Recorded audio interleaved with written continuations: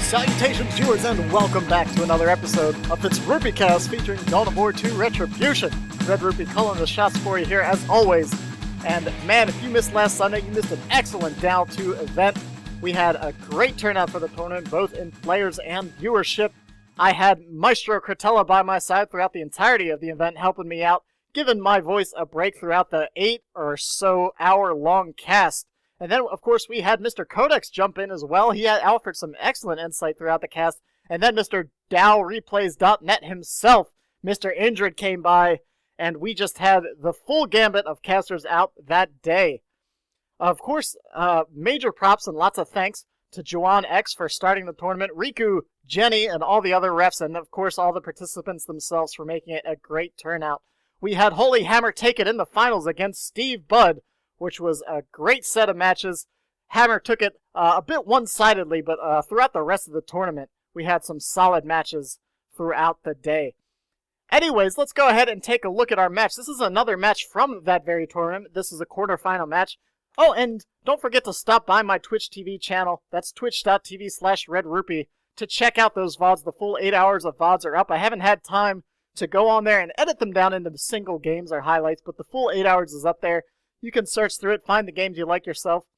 One I might particularly tell you to check out would be the first match between Torlali and Holy Hammer, because, man, talk about Dreadnoughts, Death Dreads, Devastators, and all kinds of other mayhem. Man, that was a great match.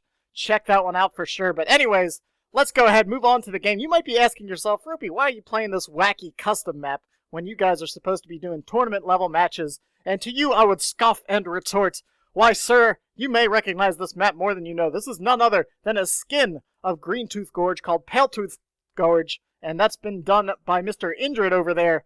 Once again, at DoWReplays.net, check out his cast. Now you can check out his maps. These are just reskins, and they're a lot of fun, I think. Some people have been, a little passive, saying, I don't know how I feel about that. They're just reskins. Why couldn't you just leave them alone? But hey, after you've been playing the same dozen or so maps for, a few years at this point, it's nice to have a little change of scenery, even if it's just visually and aesthetically. Gives you a little bit of a different dynamic. Gives your eyes something nice to look at that you haven't seen before, and it's a good job. So, let's go ahead, get the game started on the road here. We, of course, have Mr. Stevebud, who I just mentioned was tearing it up through the ranks of this tournament, had a huge upset against Dark Riku early in the tournament, and managed to fight his way up through all his opponents up to the finals against Holy Hammer. And then we have Grunk, who had just dispatched his own brother, Bad Ash, with our rather austere Lord Commissar here tonight for the Imperial Guard. So should be a great matchup. Gonna hit the play button and see how this goes. We've got guardsmen and shooters coming out. I feel like Imperial Guard versus Orcs, neither side really has a particular edge here. I think Imperial Guard, of course, have that early Tier 1 pressure with the Sentinel, but Orcs probably one of the best races to really be able to deal with that. They, of course, have those double big shooters, which are likely to come out here shortly. And those big shooters, man, they can really put the pressure on Sentinels nice and early. So I think that Sentinel pressure is a little less against the Orcs. You just have to maneuver it a little bit more carefully. Make sure it is where the shooters are not. And just use that map control advantage as hard as you can in the early stages of the game. So we do have what I was expecting. We've got double shooters coming out. Grunk going for the 2 guardsmen and the Sentinel. And we've been normally seeing the guardsmen come out before the Sentinel in the Elite mod recently. We've got shooters and sluggers moving around the map. Sluggers on the back line. Looks like shooters Stevebud's going to use to head on into the center. And really, Orcs, I guess, I would say have a bit of a disadvantage here just because there are so many key garrisons. But Imperial Guard, I don't think, can take really good advantage of the garrisons that well, especially without the Lord General. The guardsmen are too many. They can't get enough guardsmen in one side of the building hanging out those windows to really do a good job. They're going to take so much decrease to their DPS. Warboss trying to punch a Sentinel in the face here. Gets mad, stomps, and then runs home after taking some pretty heavy damage. Stevebud recognizes that he's going to have to pull back to defend this potential gen farm. He does have both of his powers noted right now. He's recently been going for the double nodes instead of getting generators out. A little more expensive and a little less power income, but I guess if you're trying to hold map a little better, Imperial Guard doesn't have a great squad singularly for dealing with generators. Of course, as I say that, we've got some flamers upgraded on the guardsman infantry squads. On the far side of the map, looks like sluggers rather, managed to force off some guardsman infantry and are taking that side. Also upgraded with their flamers, so Stevebud might be going for a counter gen bash here. We can see shooters in the garrison, but they're not going to be able to last too long against those flamers if they're not careful. Warboss walks right up and instantly grabs a flamer guardsman, tosses him to the side. He's hanging out there, his flame's still burning. Commissar still harassing the back lines with plenty of energy left on his shield actually, so that's working out pretty well for him. Shooter boys realizing they can't stick around inside of that garrison with those two flamers hanging out. These guardsmen probably need to get themselves a sergeant here to increase their numbers, keep them on the field for this initial engagement. Lord Commissar has to fall back. Probably didn't have to fall back right then, but bought a little time for the guardsmen to fall back, get that sentinel patched up a little bit. However, we do have a nice gen bash coming in from Stevebud. He decided not to use the burnos actually, and I guess what he's going for, you do get the melee attack aura, or the melee range damage reduction there, even when you're attacking a gen farm. So that actually works out well for these sluggers. They can stay out here. Actually going to get the second gen as well. Good reaction from Stevebud. Managed to keep up that node, getting 2 generators down right now. Of course, Grunk did have that first one up longer than Stevebud did. But right now, things looking rather in favor of Stevebud. Looks like he didn't manage to get that generator quite down. Sluggers got down to a little higher than half health.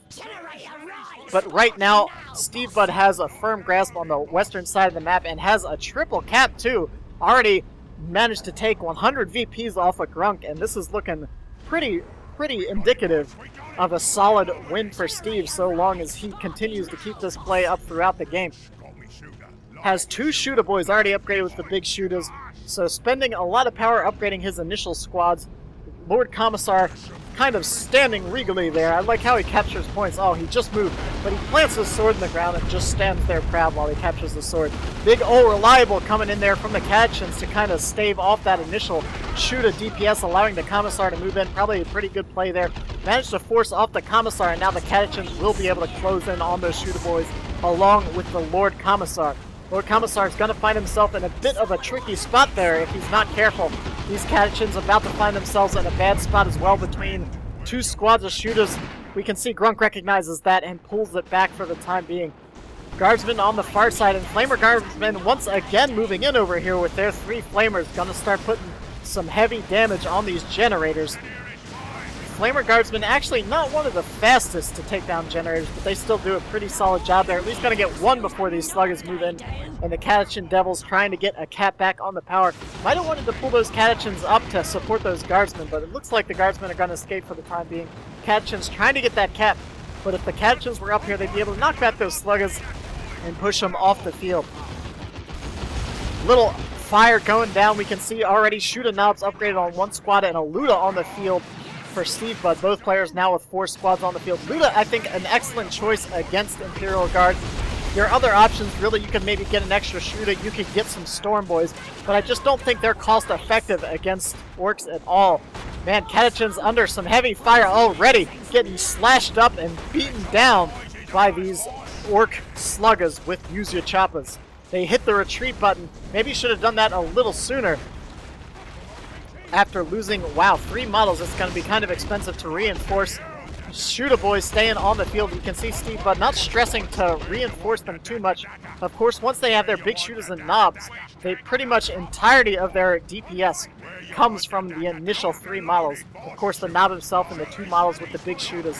So playing that rather smartly. Of course, if you can do it correctly, you can keep those shooters on the field. Sentinel getting perilously low here, finding himself in a bit of a tight spot. Needs to keep backing up, doesn't want to lose that Sentinel at this stage in the game. That could really give Stevebud the edge to finally take control of the rest of this map here. Grunk has been holding on pretty well, but the map is still a bit more blue than it is red, and he is down by about 150 VPs. A nice Luda ambush lying in wait here if the Sentinel manages to push up, and here it goes. Oh my gosh, Stevebud actually didn't uncover the Luda. If he would have uncovered the Luda right there, that Sentinel would have gone down. A bit of an oversight. That Luda will not fire on its own. Flare going down there, obdurating the vision of those shooter boys. I'm not sure if that was even necessary. They've just been knocked back. That might have been a bit of a waste of a red, but better to play it safe and get that Sentinel patched up and back on the front lines. keeping that Sentinel alive in the later stages of the game can actually be very useful. Really opens up your options in Tier 2 if you still have that potential stun and melee counter on the field. Stevebud heading into Tier 2. Looks like he's going to be a little bit ahead of Grunk here. Grunk's still maybe 10-15 seconds away from having the resources to do so. Sentinel falling back right now as well. Catachin's trying to take that point. Gonna get the decap in here. Looks like, yeah, they're dropping a smoke bomb. So they're going to try to cap under fire, but I'm not sure it's going to last long enough. Yeah, they recognize the threat. Grunk pulls them back into relative safety, and Stevebud is just mobbing the center of the map with the help of these Ludas.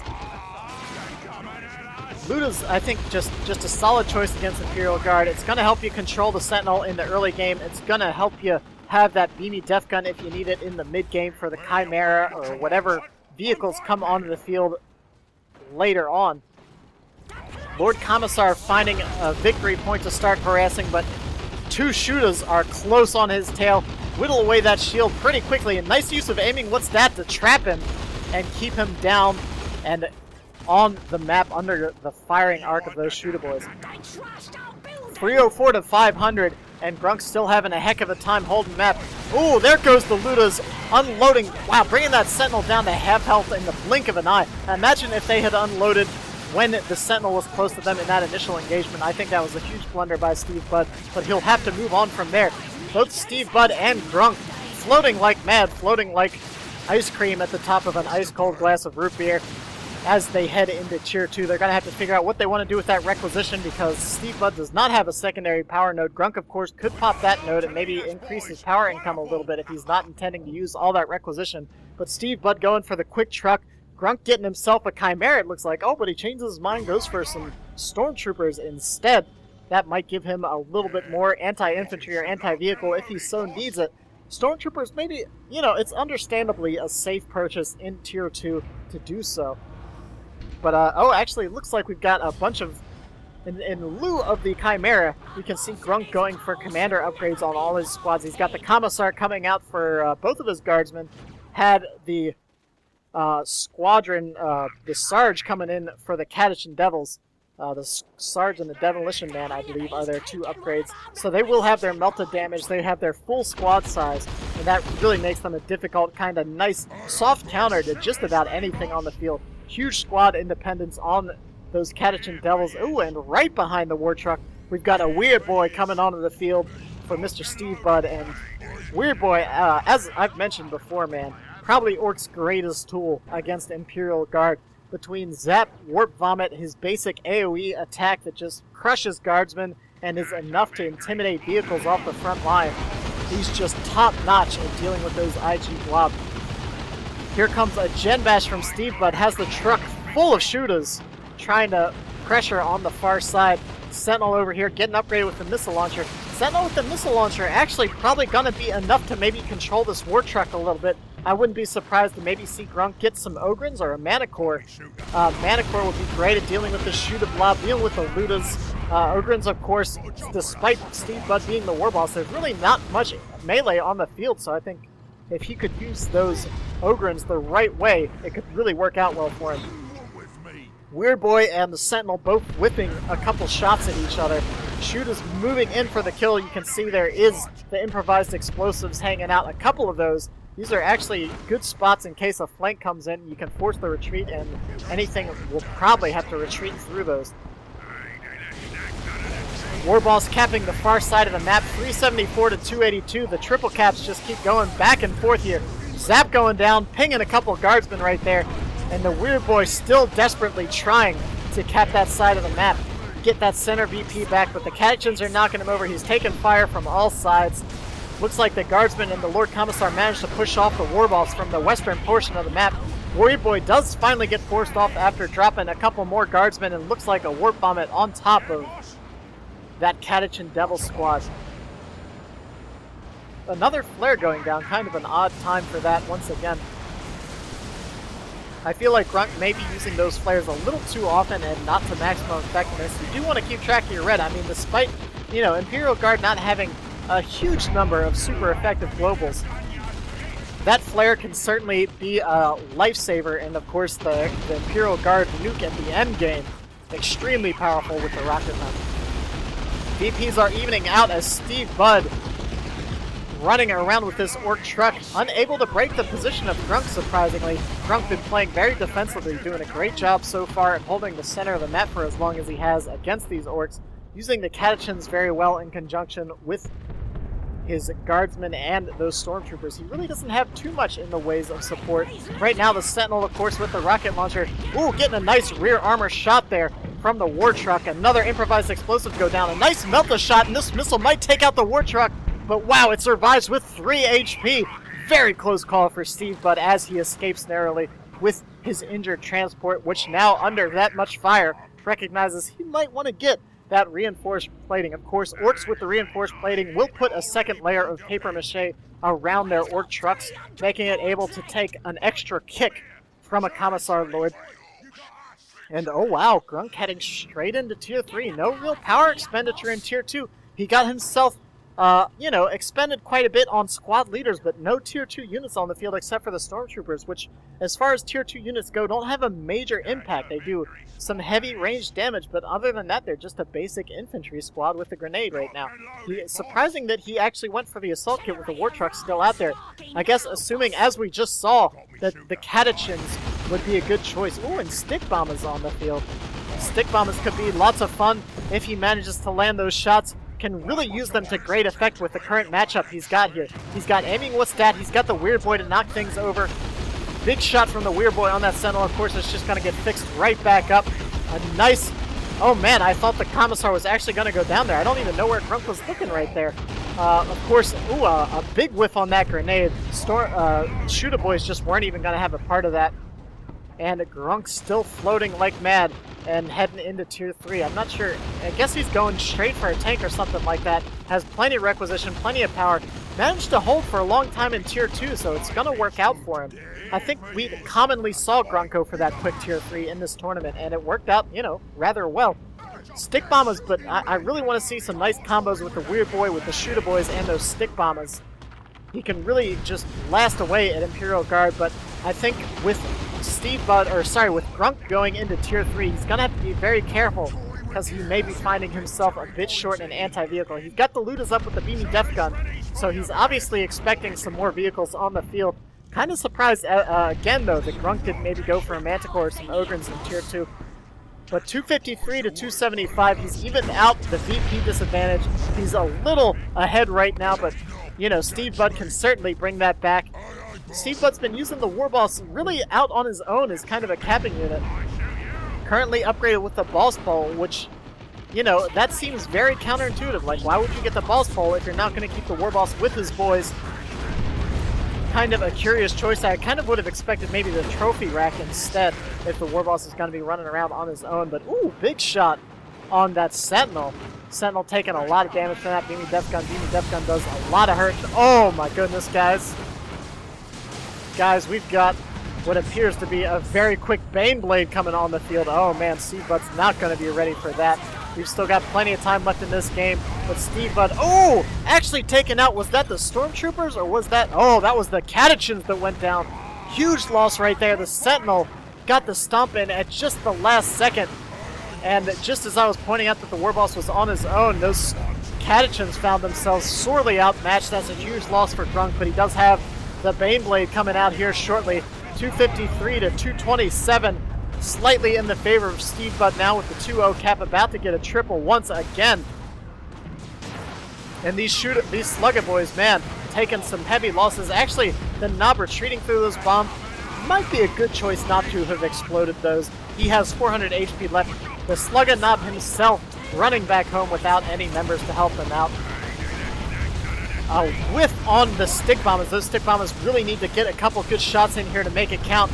Unfortunately, that Beamy Def Gun not giving him any sort of suppression to lock these squads down and then drop grenades on their heads. That war truck still taking some constant pressure from that Sentinel. The looters aren't set up so it can be free to move forward once again. Looks like it's going to grab this garrison, perhaps. Yeah, that's what it's doing. It's heading on in there. Stick bombers dropping bombs on the guardsmen in that Sentinel. Sentinel relocates. And without... Ooh, that's the signature sound.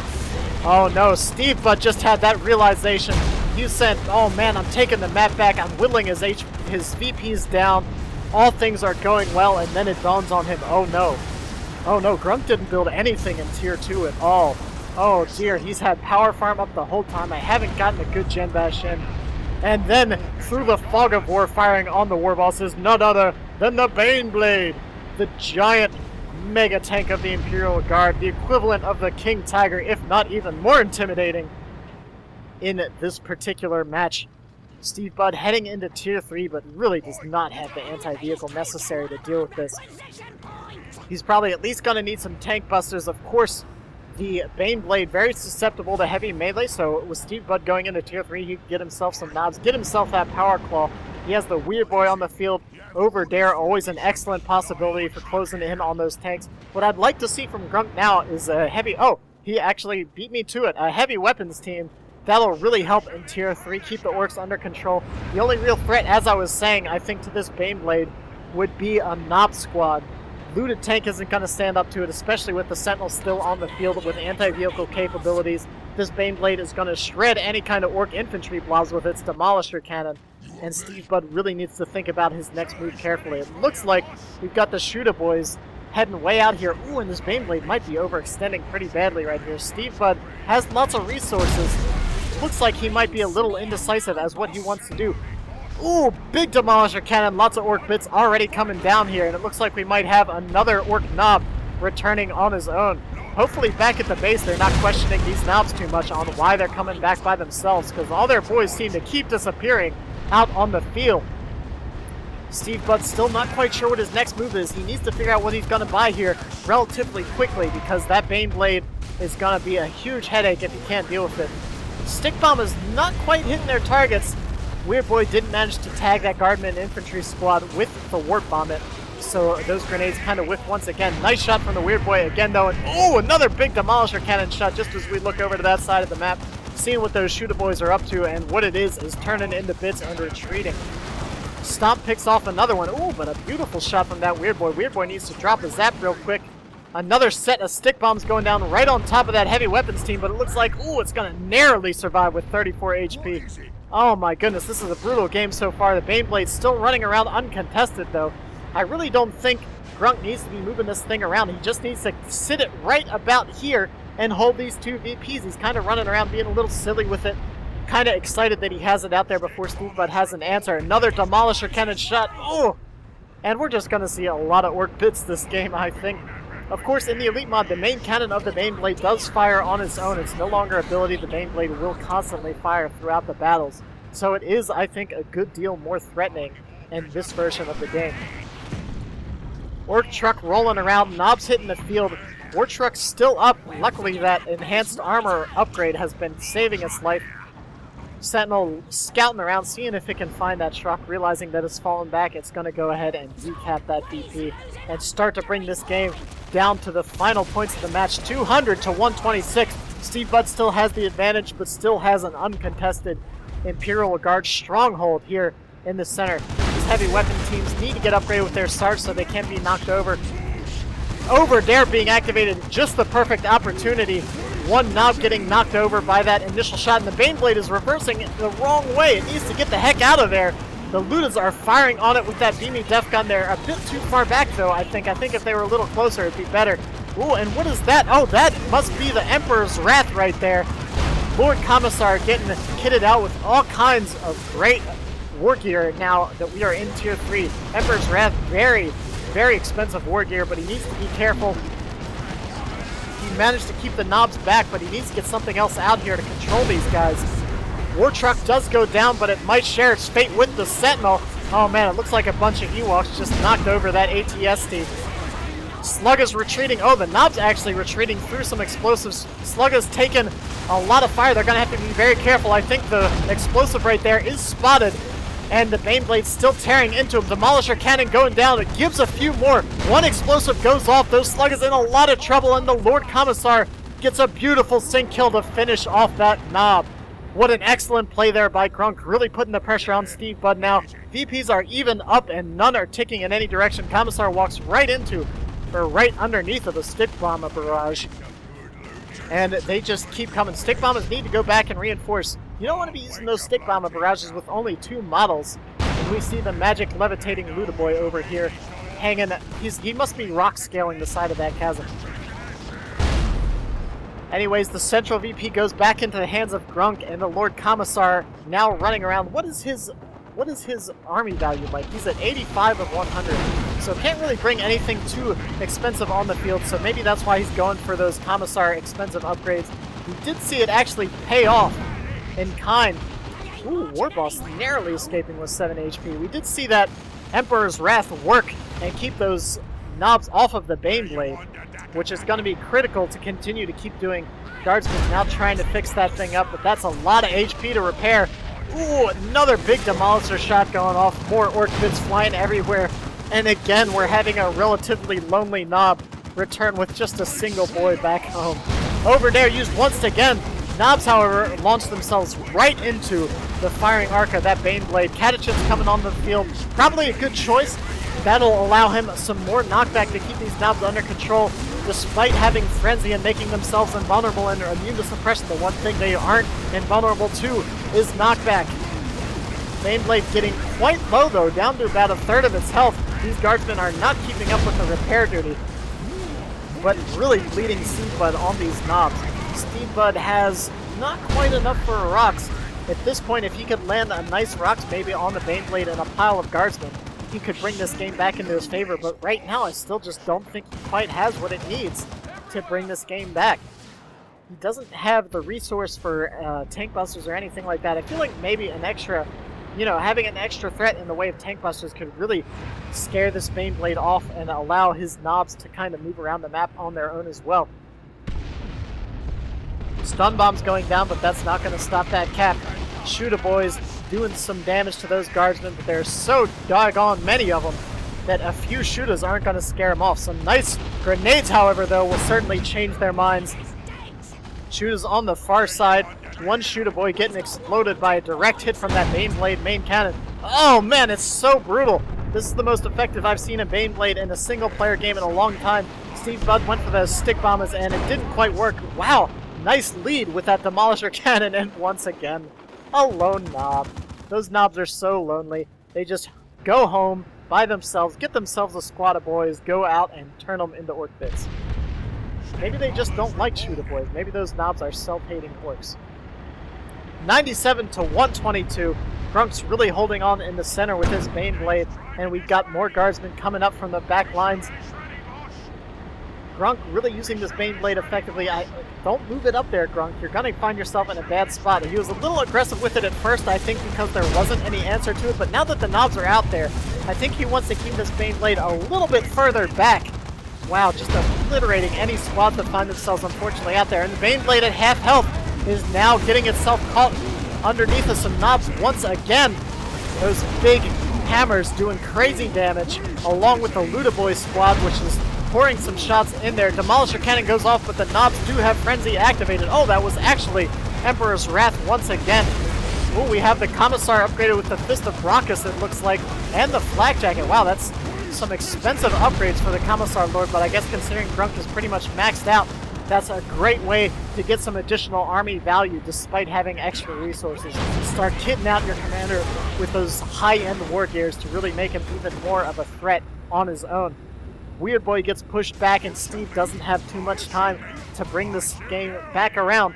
95 to 122, and the VPs are ticking off. It's a 1-0 cap, about to be a 2-0. Might even be 3-0, but it looks like the Shooter Boys will at least stall that final VP cap.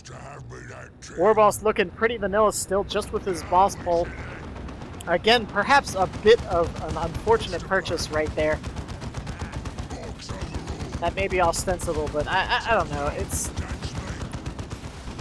He's not really been using the Warboss to support his boys, and with that boss pole, that's kind of where he wants to be. Guardsmen, man, they must be tired of using those wrenches because they've been constantly repairing this Bane Blade since it's been on the field. But hey, that's what you gotta do with those big tanks. That thing's been just soaking up damage from those Knobs. Those Knobs would be crushing, just destroying the rest of Grunk's army if it wasn't for that Bane Blade. So they need to do everything in their power to keep that thing up, and they've been doing it so far. 58 to 122. Stevebud is managing to do a good job controlling map, but he did finally lose that Warboss on that suicide run for Grunk's natural VP. Commissar Lord in the center, getting flanked by a pair of shooter boys, but the Bane Blade is moving to intercept, exposing itself to a surprise attack from Knobs and the Weird Boy from the far side. And oh my gosh, look at that Demolisher Cannon strike. Wow, it took out, what, maybe 6 or 7 shooter boys in that one shot. Knobs once again here in the center. The Catechins are not in a position to help it. If they knock those Knobs back, they're just going to knock it into the Bane Blade. Knobs actually focusing down those guardsmen, forcing them off the map. Meanwhile, we've got the Luda boys hanging out in the center. Demolisher Cannon goes off on the Weird Boy when it probably should have tried to hit those Ludas. Knob have these Bane Blade cornered between themselves and the Beamy Def Gun. Nothing is really scaring these things. Stevebud activates, use your sluggers, and oh my gosh, I think this Bane Blade is finally gonna fall. That's gonna be exposing Grunk's army to the full destructive potential of these Knobs. The heavy weapons team moves onto the field, but it's just too late. Those Bane Blade went down. 3 Knobs on the field, getting very low. Unfortunately, the War Boss was not up here to help him out. Knob hits the field. Oh man, if the Knob was coming, I may have even kept those on the field. 28 to 122 though, and despite taking out that Bane Blade, Stevebud might not have enough to hold the map. He's got precious little time. Luda Boy's going down. He didn't need to lose another squad right there. War Boss is moving up with some injured shooter boys, but I don't think him on his own is going to be able to deal with this army. He doesn't have many upgrades, doesn't have Angry Bits or a Big Stomp. Will do some heavy damage to those Catechins that were nice and bunched up, but the Flare's going down once again to prevent those shooter boys going down. The Grut is screaming in the throes of defeat here as the last few VPs are ticking down for Stevebud. He finally manages to even it out and buy himself a brief respite, but I do not think that he's going to be able to get back out there in time. Oh my goodness, Knob's coming onto the field. Stick Bomb is blowing stuff up. Lord Commissar trying to blow up everything he can. I think he just managed to take out those Stick Bombers with an Emperor's Wrath. We can see a bunch of Orc Bits sitting right here. Fist of Brockus doing heavy damage to that Weird Boy. He just needs to retreat and get out of there. But Stevebud manages to rout the Lord Commissar just in the nick of time. But unfortunately for him, that bought Grunk just enough time to capture back that central VP. Grunk lost the Bane Blade, but he could get it using over there to get the boys on the field for the time being. Warball's trying to get the decap, but I just don't think it's going to be in time. 3 VPs left. Oh, and he pulls the Warballs off. He would have gotten knocked back anyways from that grenade. Wow. Grunk really showing the power of the Bane Blade there. Stevebud, however, with a huge play, trapping it between that Beamy Death Gun and the Knobs towards the end there. We can see the carcass of the Bane Blade sitting there. Now to join the two stripped down Predators over here, we'll have another Rusty Tank sitting in the middle of this map. What a match, and that was just a sample of the kind of games you'll see if you go stop out and check out the stream over at twitch.tv/Red-Rupee, and be sure to stick around because I've got some pretty interesting vids coming up later this week. And man, if you like that, be sure to check out the rest of those tournament games. Grunk is triumphant with some killer Lord Commissar play. Hope you guys enjoyed it. Feel free to subscribe, comment, like the video, talk about the strategies. I always appreciate it. This is Red-Rupee. I'll catch you guys next time.